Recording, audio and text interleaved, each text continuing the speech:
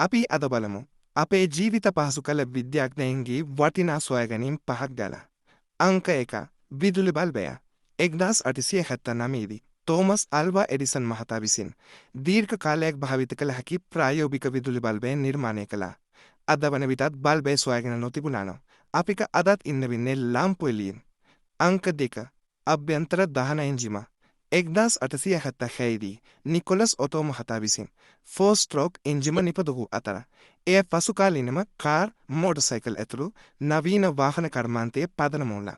අද වන විටත් මේ එන්ජිම සොයාගෙන නොතිබුණානම් අපිට ගමන් බිමන් යන්න වෙන්නේ හරක් කඩත්තවල තමයි. අංක 3. දුරකථනය.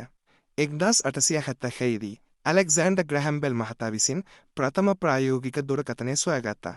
මේ නිසා ලෝකයේ ඕනෑම තැනක සිටින පුද්ගලයන්ට ක්ෂණිකව කතා කිරීමට මඟ පැඩුණා. දුරකථනය අදටත් සොයාගෙන නොතිබුණානම් අපිට සංනිවේදනය කරන්න වෙන්නේ ලියුම් මාර්ගවලින් පමණයි. වීඩියෝ එක වටිනවා කියලා හිතනවා නම් විතරක් ලයික් එකකුත් දාන්න. අංක 4. ගුවන් යානය. 1903 දී ඕවිල් සහ විල්බර් යන රයිට් සහෝදරයන් විසින් ලොව ප්‍රථම සාර්ථක බල ගැන්වූ ගුවන් යානය පියාසර කරවමින් මිනිසාගේ අහස ජය ගැනීමේ සීනය සැබෑ කළා. අද ගුවන් යානා ඕනෑ තරම් තිබෙන නිසා ලෝකයේ තිබෙන ඕනෑම රටකට ඉතා ඉක්මනින්ම යා හැකි. අංක 5. අන්තර්ජාලය ඉන්ටර්නෙට්.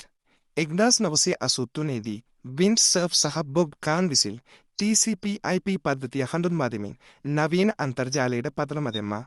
අද මුළු ලෝකයම එකට යා කරන්නේ මේ තාක්ෂණයයි. අද වල විට මේ ඉන්ටර්නෙට් තාක්ෂණය නොතිබුණානම් අපිට Facebook, YouTube ඇතුළු කිසිම සමාජ මාධ්‍ය ජාලාවලට පිවිසීමට හැකියාවක් නැති වෙනවා. මෙම සොයාගැනීම් පහළු තිබුණානම් අද අපි දකින්න නවීන ලෝකය මේ විදිහට ඔයාලට කිසිසේත්ම දැකගන්න ලැබෙන්නේ නැහැ. ඉදිරියටත් මේ වගේ වටිනා වීඩියෝස් බලන්න කැමතිනම්